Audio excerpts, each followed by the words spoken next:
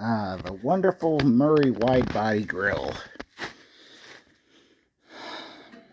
I remember when I bought mine years ago, I had the hood replaced, I think 3 times under warranty. And the very last time it broke, I actually just had it welded. But I remember when I went to pick it up, there's like 15 behind Hollabucks and Utica, and they were all getting new front ends.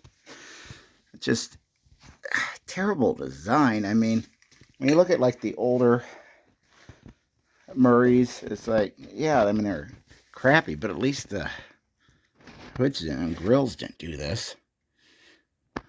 They really should have did with these is put a reinforcing gusset, or I believe they're called, in here to help distribute the pressure, because this is just, it's just bad.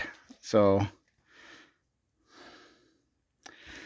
oh well, fix it up, weld together, and I might actually figure out what the clearance is on the engine and add one, because I never liked this design. It was just crappy.